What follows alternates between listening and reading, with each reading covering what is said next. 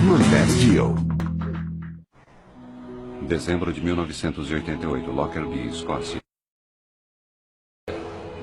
Faltam poucos dias para o Natal. Os moradores de uma pequena cidade escocesa se preparam para os feriados.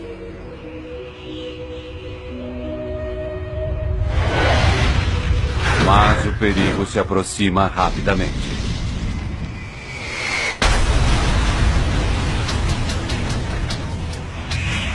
A rua estava em chamas, os gramados estavam em chamas e casas estavam em chamas.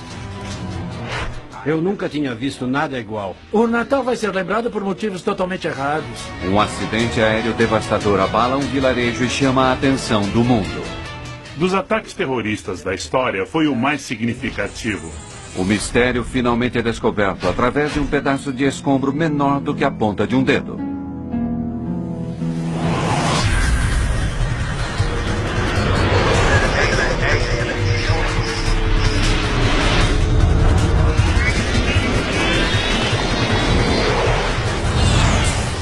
Mayday, desastres aéreos.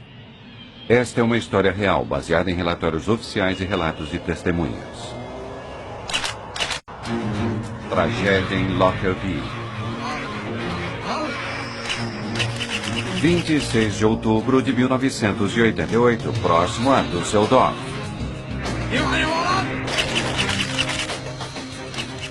Há semanas, a polícia alemã vem seguindo um grupo de suspeitos terroristas ao redor da antiga cidade de Nós. Hoje, os policiais irão entrar em ação.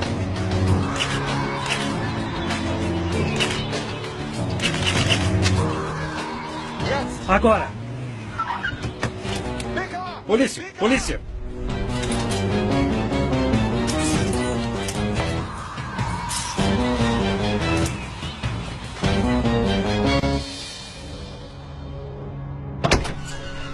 No porta-malas do carro dos suspeitos, a polícia encontra algo singular. Não toque nisso.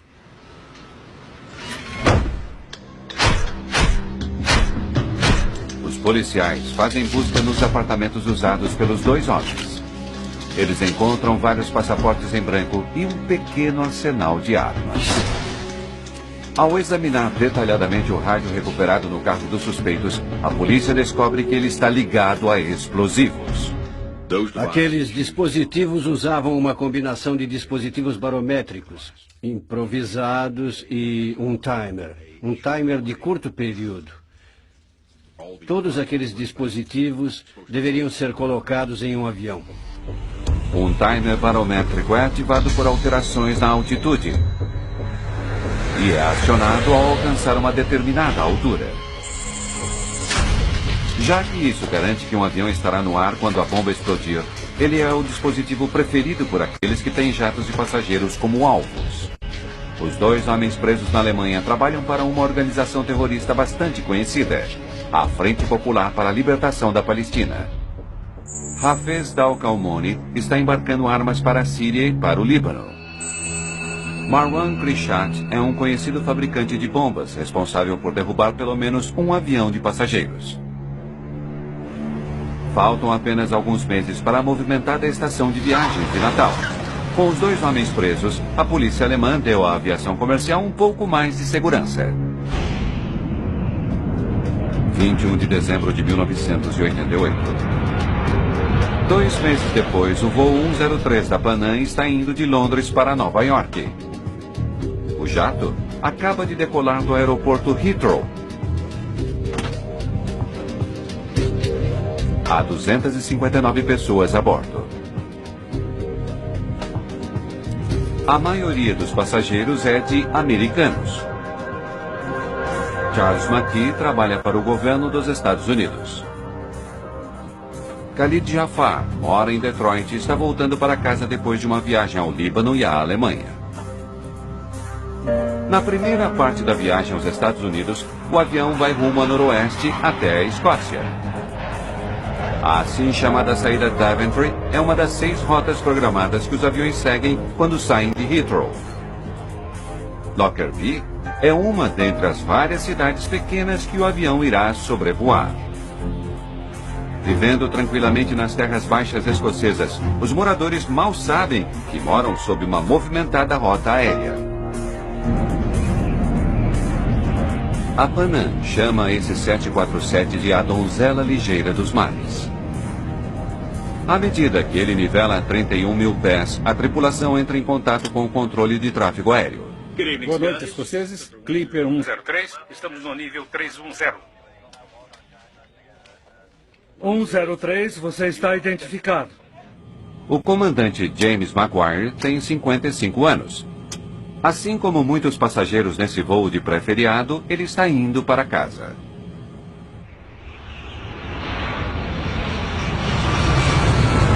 Oito quilômetros abaixo, os habitantes de Lockerbie se preparam para o Natal.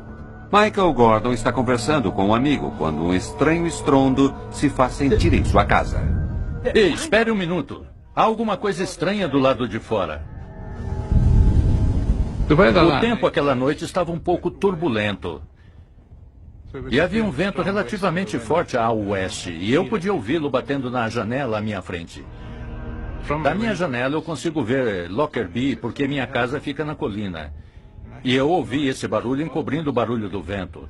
E o barulho parecia o de uma tempestade e ficou cada vez mais alto. Eu consegui ouvir o barulho e então ele chegou a um ponto em que parecia ser o barulho de um caça. E naquela época, muitos aviões militares passavam por aquela área. Mas eu vi objetos escuros, coisas escuras caindo do céu. Contra as luzes de Lockerbie, eu conseguia ver esses objetos negros caindo. E então, da minha direita, bem alto à minha direita, eu consegui ver um objeto negro, longo e fino, com fogo na parte superior se aproximando e abrindo caminho em direção a Lockerbie.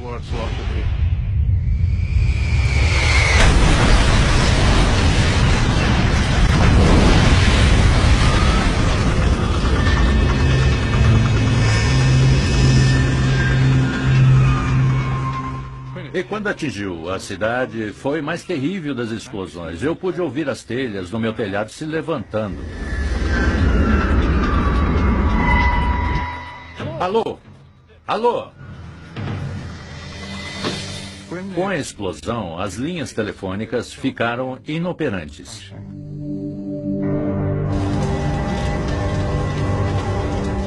Lockerbie está em chamas. Labaredas enormes chegam até o céu da noite. Michael Gordon corre para o bairro mais atingido. A rua estava em chamas, os gramados estavam em chamas e casas estavam em chamas. E era difícil caminhar sem sentir minha calça e meus sapatos queimando. Você tinha de pular um bocado, pois havia fogo por toda a parte. Mas eu me lembro que naquele momento eu encontrei um bilhete de avião e ele estava perfeitamente intacto. Não havia sofrido dano algum pelo fogo ou combustível ou contaminação pelo que fosse. E o bilhete de avião dizia de Heathrow, Londres, para JFK. De alguma forma, o voo 103 da Pan Am havia caído sobre Lockerbie, na Escócia. Voltaremos a seguir com Desastres Aéreos, no Nat Geo. Lockerbie. À luz do dia, todo o horror do acidente com o voo 103 da Pan Am fica claro. Várias casas simplesmente desapareceram, vaporizadas quando o avião caiu sobre elas. Uma cratera enorme foi aberta através do limite sul da cidade. 1.500 toneladas de rocha e terra foram lançadas para fora do solo. 11 habitantes de Lockerbie estão mortos, além de todas as 259 pessoas que estavam a bordo do avião. Pelo que sei, perdi meu cunhado e cunhada e a casa deles. Virou apenas uma cratera de 9 metros de profundidade. Entre as ruínas de suas casas, eles buscam os corpos dos passageiros da aeronave. Uma enorme catástrofe, tão súbita. Um enorme choque para uma cidade tranquila. Parecia um inferno. Toda essa rua estava em chamas. Não sabíamos o que era, então fomos para a rua e vimos todos esses escombros caindo sobre a cidade. Investigadores de desastres aéreos chegam a Lockerbie poucas horas depois do acidente. Mick Charles é o inspetor-chefe da Agência de Investigação de Acidentes Aéreos, a AAIB. Um dos primeiros lugares para onde fomos foi o local da cratera, que ainda tinha o cheiro bastante forte de combustível de aviação e espalhados por todo o redor havia escombros e, em alguns casos, tecido humano também. Charles reúne rapidamente sua equipe para iniciar a busca por pistas. O local ainda estava sofrendo os efeitos do impacto. Havia muitas pessoas e, de certa forma, havia caos. Vocês serão organizados em grupos, chefiados por um inspetor da AAIB. Alguém tem alguma pergunta? Quanto antes começarmos, melhor. Mais de 1000 policiais e 600 militares estão em Lockerbie. Você tem sempre esse sentimento de querer entender o que aconteceu. Não havia dúvida de que fosse o que fosse, aquilo era algo gigantesco. Qualquer escombro encontrado é colocado em sacos plásticos transparentes para serem coletados depois. Sacos escuros são usados para armazenar os restos dos corpos. Faltam poucos dias para o Natal, mas o espírito festivo foi abalado. No início da investigação, estávamos tentando encontrar onde estava cada pedaço do avião. Na verdade, tentando encontrar todo o avião. É difícil compreender a dimensão do desastre. Chris, a RAF nos ofereceu um helicóptero. Podemos usá-lo? Certamente. Com tantos destroços sendo encontrados, os investigadores precisam conseguir uma vista aérea e localizar as áreas com maior número de escombros. Havia muito poucos mapas daquela área e logo ficamos absolutamente sem nenhum. Por isso tivemos de usar fotocópias em preto e branco. Os investigadores trazem o oficial da polícia local, Michael Gordon, para ajudá-los na busca. O objetivo era que eu conseguisse identificar marcos geográficos e identificar partes da aeronave. Logo, eles conseguem uma percepção melhor de seu enorme trabalho. Do helicóptero, pudemos ver que os destroços formavam um cone a partir de Lockerbie, e essa forma de cone ficava mais larga à medida que se afastava de Lockerbie. Essencialmente, eu procurei estabelecer algum padrão nos destroços que basicamente pudesse me ajudar a orientar os investigadores que estavam em terra. Eles ficam chocados com o que descobrem. Há pedaços do avião espalhados por uma área maior do que toda a Londres. Mais de 2.000 quilômetros quadrados.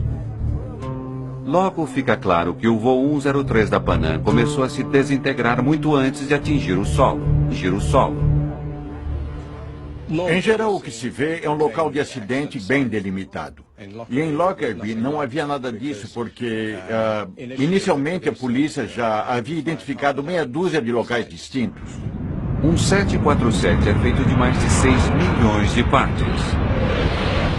Entre os destroços do jato, os investigadores precisam descobrir o pedaço que irá lhes dizer o que aconteceu. A cabine do piloto é prova sinistra de que o voo 103 da Pan Am se desintegrou em pleno ar. Separada do restante do avião, ela está a 4 quilômetros a leste da cidade.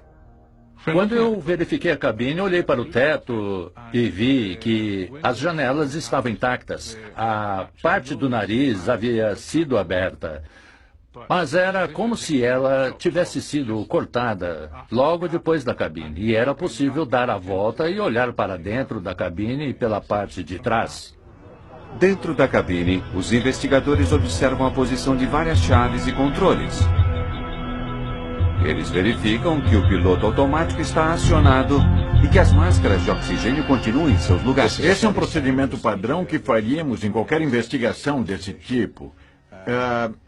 O resultado final foi que não havia absolutamente nada de anormal na cabine. Estava tudo de acordo com um voo de cruzeiro. Logo, os investigadores descobrem por que os danos a Lockerbie foram tão devastadores. O principal destroço que caiu sobre a cidade foi a asa, que compreende as asas esquerda e direita completas com uma estrutura no meio. Os investigadores calculam que o avião estava carregado com 90 mil quilos de combustível.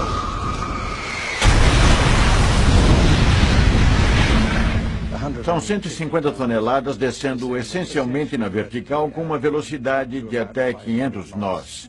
E há uma enorme quantidade de energia nisso, que foi o que abriu a cratera. Mas, para descobrir a causa do acidente, os investigadores terão de procurar em outro lugar. Eles precisam examinar destroços encontrados ao sul de Lockerbie. Esses pedaços teriam se soltado no início do desastre. Enquanto o cuidadoso trabalho de coletar evidências prossegue, investigadores vasculham os registros de manutenção. Aqueles registros que levantam preocupações quanto à idade do avião. A Donzela Ligeira dos Mares era o 15º 747 fabricado pela Boeing. Ele era um dos 747 mais antigos da Boeing. Foi construído em 1970 e, portanto, tinha 18 anos e cerca de 75 mil horas de voo. Talvez alguma peça crucial do avião tivesse deixado de funcionar enquanto ele sobrevoava Lockerbie. As duas possibilidades óbvias eram a de uma falha estrutural absoluta ou, possivelmente, o resultado de sabotagem. Rick Charles, Tom Thurman, FBI. Prazer em conhecê-lo, Tom. Estava à sua espera. Enquanto os investigadores estão procurando possíveis respostas na história do avião, a segunda possibilidade, sabotagem, também está sendo investigada. Estávamos lá para fornecer pareceres técnicos aos investigadores escoceses sobre explosivos e danos provocados por explosivos e sobre indícios de que pudesse ter sido uma bomba. Apenas 2 anos antes de Lockerbie, uma bomba havia derrubado um jato da Air India ao largo da costa escocesa. Naquele caso, o avião e provas vitais haviam afundado no mar. Mas os destroços do voo da Pan Am estão espalhados pelas terras baixas escocesas.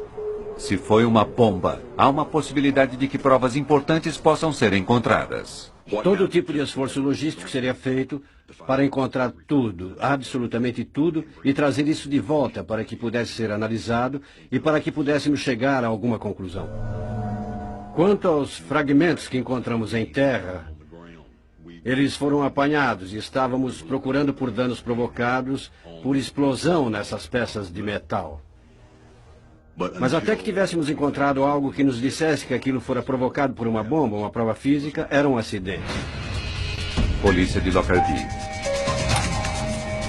Nas primeiras 24 horas, 4 grupos distintos alegaram ser responsáveis pela explosão do jato. Dick Marquis é especialista em terrorismo internacional e trabalha para o FBI americano. Várias organizações reivindicaram responsabilidade ou foram responsabilizadas, incluindo grupos do Irã e palestinos, além de um grupo irlandês que também reivindicou responsabilidade. 6 meses antes, a Marinha Americana abateu um jato de passageiros iraniano. 290 pessoas foram mortas.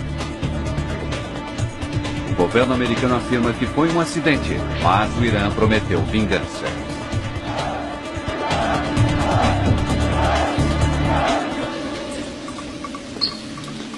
Outras ameaças haviam sido feitas nas semanas que antecederam ao acidente. A embaixada americana em Helsinki recebeu um aviso anônimo de que uma bomba logo seria colocada em um avião da Pan Am partindo de Frankfurt.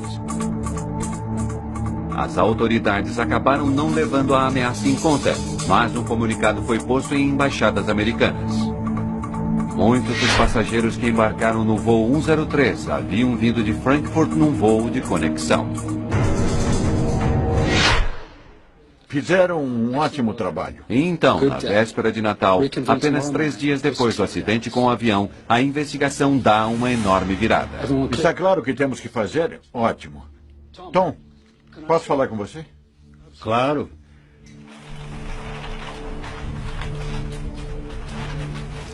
Acho melhor você colocar suas luvas para isso. Mick Charles estava com um saco plástico e havia um pedaço de metal dentro dele. O que é isso? Talvez um pedaço de trilho de bagagem. Isso ajuda a direcionar os contêineres de carga para o lugar certo. Os inspetores em campo descobriram itens que reconheceram como não sendo parte de uma sequência normal de falha que você esperaria encontrar no caso de uma falha estrutural. Mick, isso esteve próximo de uma explosão. Foi o que pensamos também. Pequenas marcas haviam sido feitas no metal. Sinais de uma bomba. Os gases quentes do processo de combustão da explosão atingem um pedaço de metal em especial e fazem buracos nele, como se você tivesse usado um maçarico.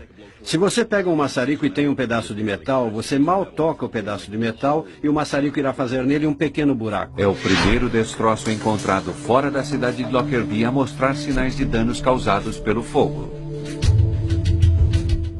Onde o encontrou? Eu vou levar você até lá.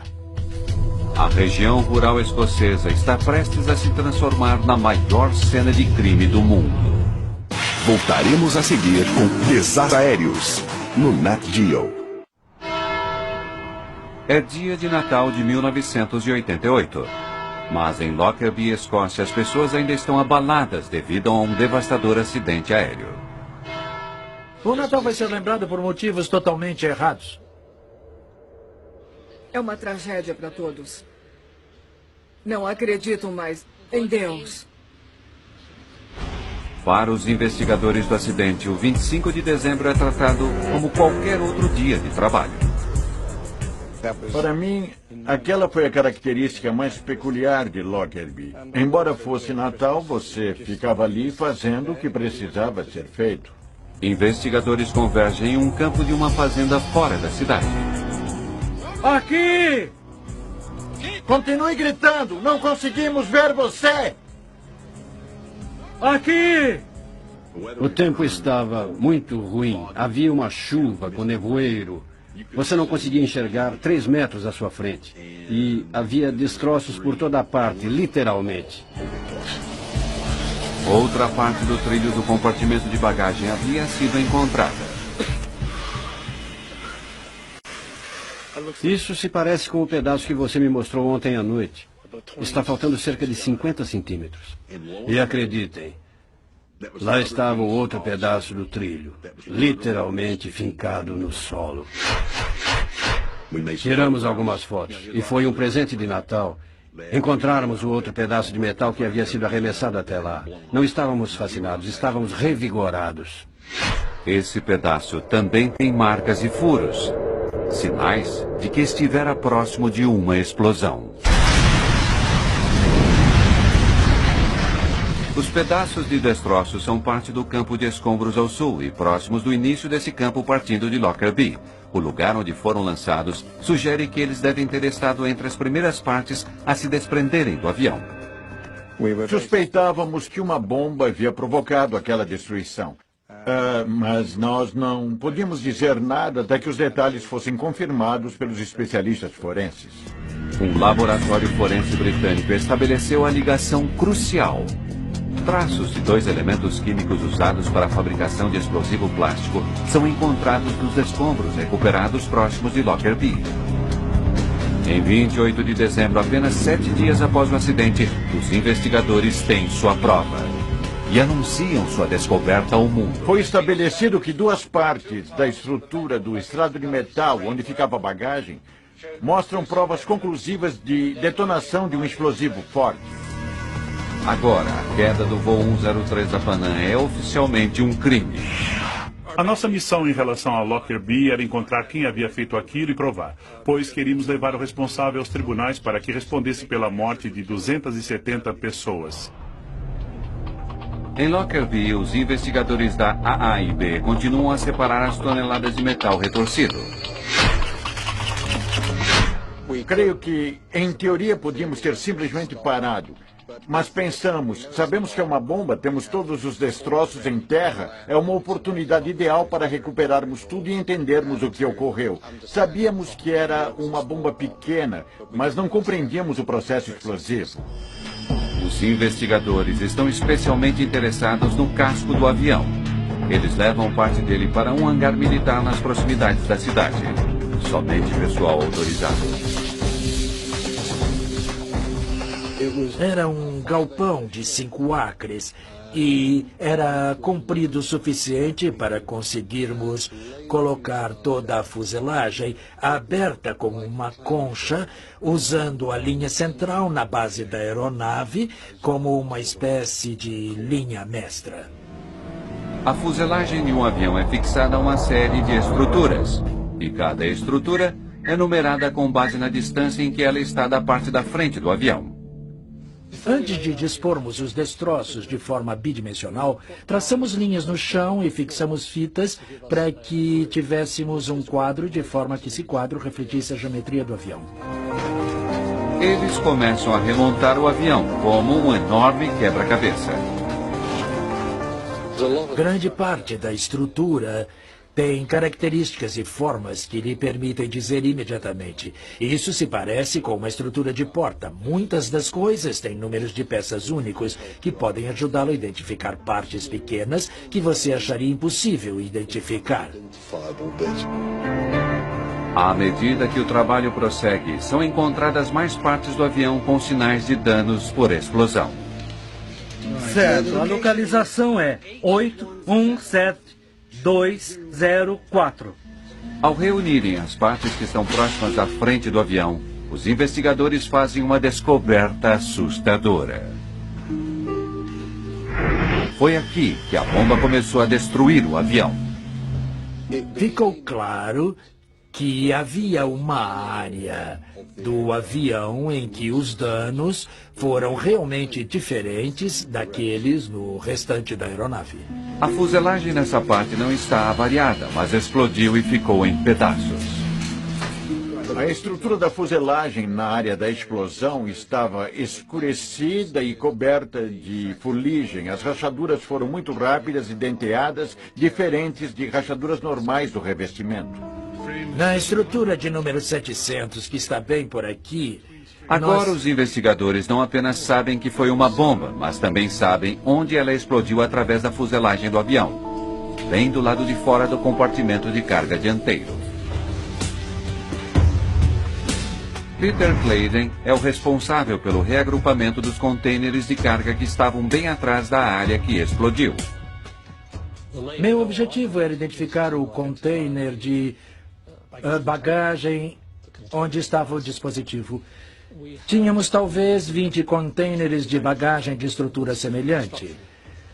Portanto, era como ter 20 quebra-cabeças todos misturados. Os investigadores se concentram nos contêineres de carga encontrados no campo de escombros ao sul, destroços que foram lançados logo depois da explosão.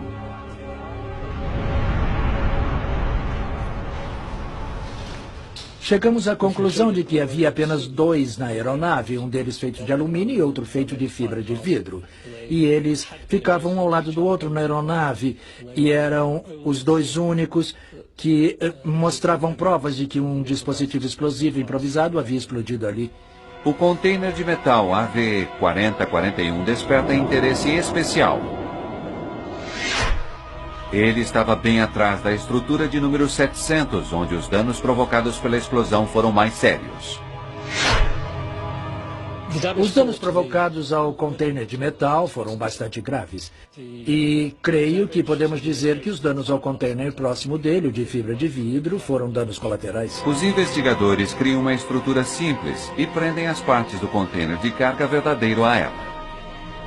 Ao fazerem isso, fica claro que o AVE-4041 carregava a bomba que derrubou o avião. Examinando cuidadosamente os danos ao piso e à lateral do container, os investigadores também são capazes de identificar a altura da bomba, onde ela estava no container quando explodiu.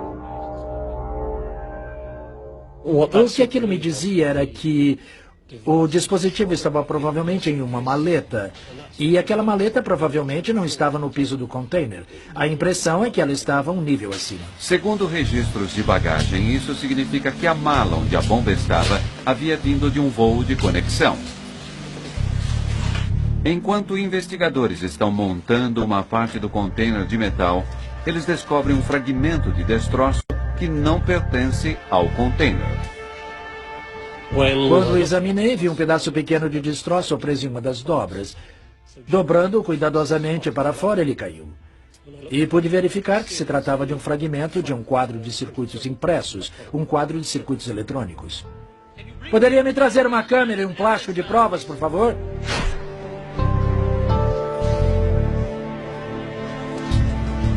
Vamos levar para o laboratório. Eu não sabia se era uma bomba parte do avião. Para mim, aquilo poderia ser do bombeador de alguém. Finalmente, especialistas forenses na Grã-Bretanha determinam que o quadro de circuito era parte de uma determinada marca de rádio. Notícias acerca da descoberta chegam a Washington. E chegam até Tom Thurman, que havia voltado ao seu escritório ali. E vejam, o rádio havia sido identificado como um Toshiba SL-16 e, ironicamente, o nome na lateral daquele rádio, assim como o nome de uma marca, eu acho, era Rádio Bombit. O rádio tocador de fita cassete havia ocultado a bomba. Ele é muito semelhante ao que havia sido recuperado pela polícia alemã ao descobrirem a célula terrorista palestina 2 meses antes do acidente. Teria a polícia alemã, de alguma forma, deixado passar alguma coisa?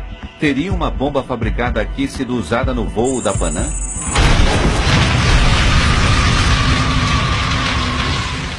Quando houve o acidente, um dos primeiros suspeitos foi certamente a célula PFL-PGC na Alemanha. O serviço secreto nos dissera que provavelmente aquela PFL-PGC era a responsável. 49 passageiros que embarcaram no voo da Panam começaram sua viagem na cidade alemã de Frankfurt. Suas malas foram colocadas no voo 103 em Londres. Mas a empresa aérea não garantiu que os passageiros que fizeram o check-in de suas bagagens tenham, na verdade, embarcado naquele avião. Talvez uma bomba feita na Alemanha tenha burlado a segurança em Heathrow, enquanto o terrorista ia embora. O que lhes dissemos foi, se foi esse o caso, provem. Enquanto a investigação prossegue, há uma descoberta intrigante. Embora fabricado pela mesma empresa, o toca-fitas usado na explosão de Lockerbie é ligeiramente diferente daquele que foi apreendido na Alemanha. Os dois estavam em rádios Toshiba, mas um deles era um modelo com alto-falante, enquanto o que explodiu o avião sobre Lockerbie tinha 2 alto-falantes. Era o modelo mais moderno de rádio. A diferença quanto ao modelo do rádio levanta dúvidas.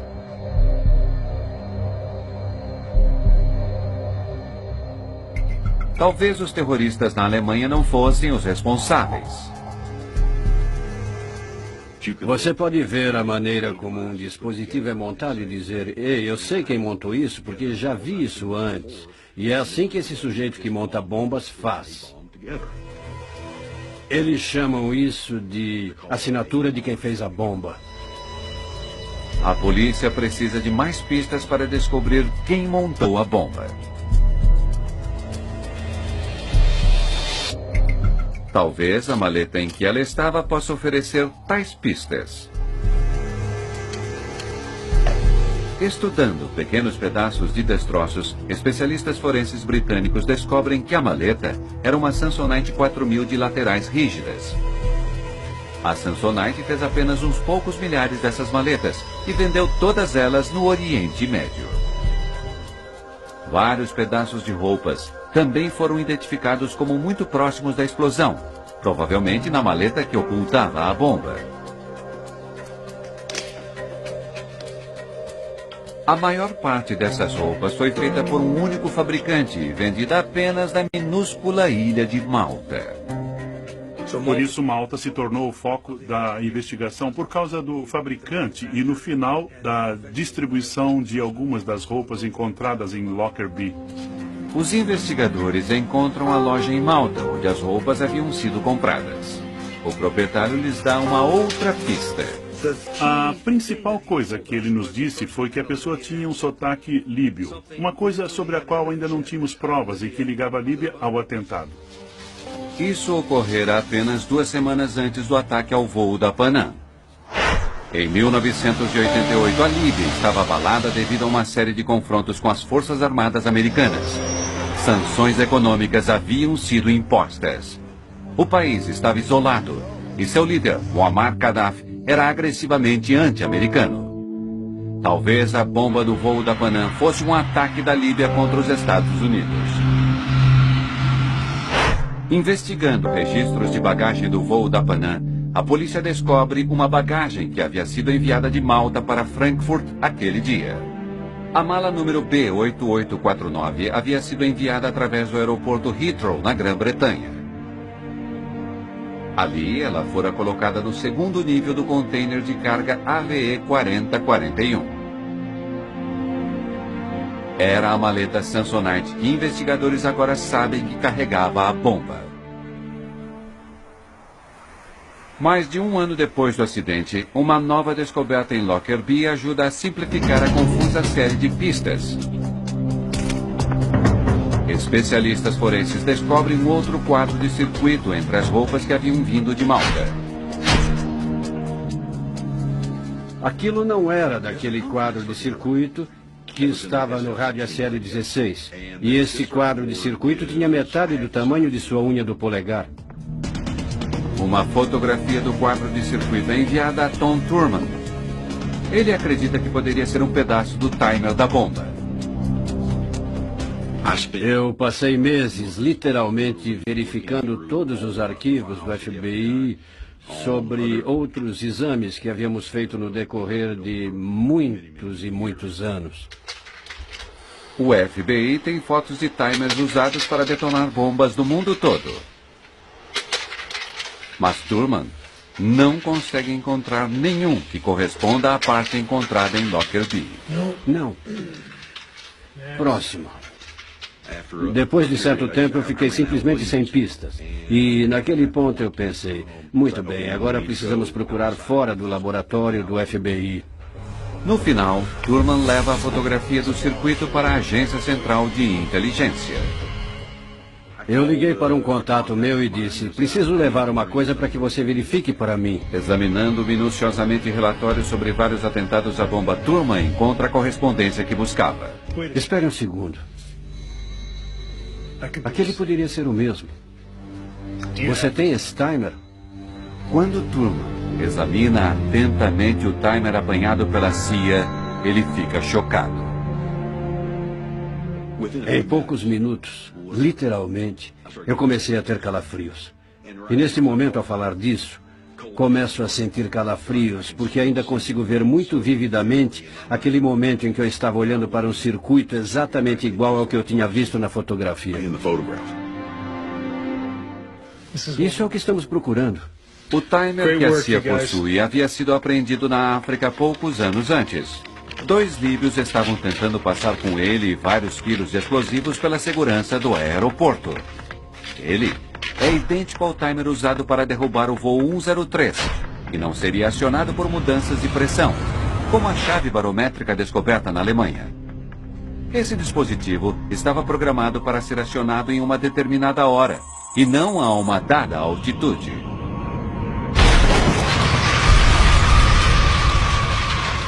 Esse é o timer. Esse é um timer de atraso longo que derrubou o avião. Enquanto a investigação criminal torna-se mais sombria, a investigação do acidente está se tornando cada vez mais clara. No final, a investigação passa da Escócia para Farnborough, na Inglaterra. Famosa por sua indústria aeronáutica, é lá que fica a AAIB. Vários meses após a queda do voo 103 da Panam, os investigadores iniciam um enorme empreendimento.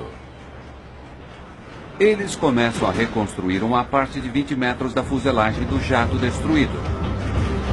Eles esperam que isso possa lhes dar informações que sua reconstrução bidimensional não pôde lhes dar. Eles podem ver que a explosão fez um buraco de 1,5 metro por 5 metros na lateral do avião. Chris Prothero é inspetor sênior de acidentes aéreos na AAIB. O que era bastante difícil de compreender era o fato de que essa área de dano direto era, na verdade, insignificante em relação ao tamanho da aeronave como um todo. E era muito difícil entender como essa pequena avaria havia resultado em uma destruição tão completa da aeronave. A bomba que derrubou o avião tinha menos de meio quilo de explosivo. No entanto, seu poder de destruição foi enorme. Os investigadores querem saber mais sobre como as ondas de choque se comportam dentro de um jato. É como congelar uma imagem de vídeo. Se você consegue captar aquele ponto em que a coisa está sendo destruída, isso lhe diz muito sobre a maneira como a destruição está ocorrendo. Eles descobrem que a onda de choque inicial não foi a única coisa a avariar o avião. Uma grande seção do teto da aeronave havia sido empurrada para cima com tamanha força que os rebites que prendiam a estrutura do avião estouraram. Ela não foi destruída, mas foi estourada por uma onda de choque. As outras características que a reconstrução em 3D nos permitiu identificar foram áreas de danos de pressão remota na parte superior e outras áreas onde choque explosivo havia sido canalizado através dos espaços internos do avião. A parte interna de um jato age como uma câmara de ressonância, levando as ondas de choque da bomba a repercutirem dentro do avião. Elas ganham força até que encontram um local fraco na fuselagem, e então estouram através dele. O trabalho em Farnborough é prova convincente de como até uma bomba pequena pode ser destrutível. E o quanto é crucial que as pessoas responsáveis por ela sejam encontradas. Voltaremos a seguir com Desastres Aéreos. Quase 2 anos depois do desastre em Lockerbie, a trilha de provas criminosas leva os investigadores a Zurique. O rastro de provas liga o timer que detonou a bomba a uma empresa suíça chamada Mebo. Um dos proprietários da empresa admite tê-lo fabricado. O timer fora dado ao governo líbio. Um total de 20 deles tinha sido fabricados e todos entregues às autoridades líbias. No início da investigação, o foco fora dirigido ao grupo terrorista palestino na Alemanha. Agora, há cada vez mais provas de que eles não tinham nada a ver com a queda do voo 103. Havia um grande número de suspeitos e foi somente quando continuamos a reunir provas e elas foram se acumulando que chegamos à Líbia. Investigadores criminais haviam estabelecido uma ligação do timer que detonara a bomba com a Líbia. Eles sabem que um líbio comprou as roupas que estavam na maleta. E eles sabem que a Líbia tem uma história recente de confronto militar com os Estados Unidos. Agora, tudo o que eles precisam é descobrir quem estava com a bomba. Em 1999, isso finalmente acontece. Na época do desastre, Abdel al-Megrahi trabalhava para o serviço secreto do governo líbio. Ele é preso e acusado. Ele era um funcionário líbio de alto escalão. Ele certamente podia ter acesso ao que quisesse. A nossa investigação determinou que Megrahi também tinha uma empresa de fachada na Mebo. Ele havia estado lá muitas vezes, certamente se conheciam. Quando você começa a ver todas as conexões e essas coisas simplesmente começam a se encaixar, fica mais fácil aceitar as nossas provas. Em 2001, juízes escoceses o sentenciam à prisão perpétua pelo assassinato de 270 pessoas. 2 anos depois, o governo da Líbia assume oficialmente a responsabilidade pelo atentado e paga 2 bilhões e 700 milhões de dólares às famílias das vítimas. Há também um rancor em relação a Panam pelo papel que ela teve no desastre. Uma investigação escocesa acusa a empresa. O passageiro que fez o check-in da bomba no voo 103 não embarcou. Esse é um fato que a Panam poderia ter descoberto se estivesse seguindo os procedimentos corretos. Uma das coisas que descobrimos ao verificarmos o atentado ao voo 103 da Panam foi que havia várias malas naquele avião que não correspondiam aos passageiros. Uma das mudanças que resultaram do atentado ao voo da Air India foi que as empresas aéreas foram obrigadas a se certificarem de que nenhuma mala seria colocada em um avião sem um passageiro que a acompanhasse. É o chamado sistema de reconciliação de bagagem. Sem notificação adequada, a Panam havia parado de fazer a relação passageiro e bagagem no aeroporto Heathrow. Portanto, aquela regra que dizia que toda bagagem deveria ser acompanhada de um passageiro não era cumprida. A empresa foi finalmente considerada culpada de má conduta intencional.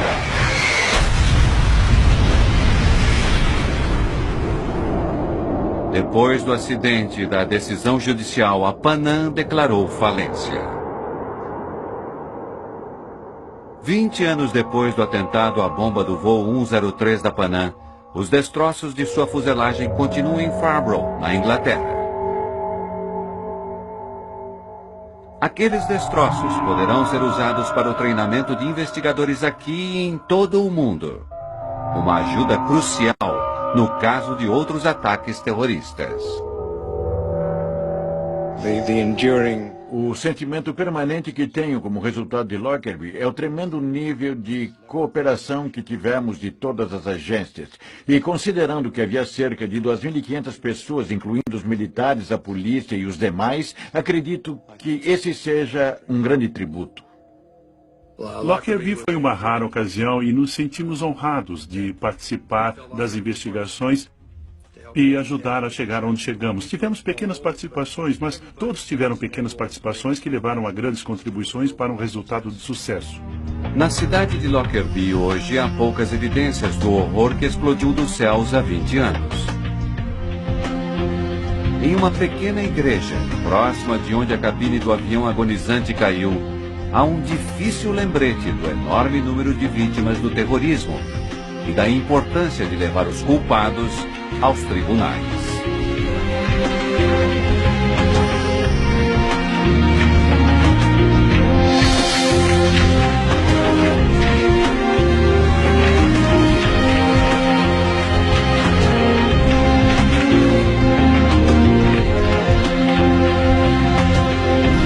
Versão brasileira Centauro.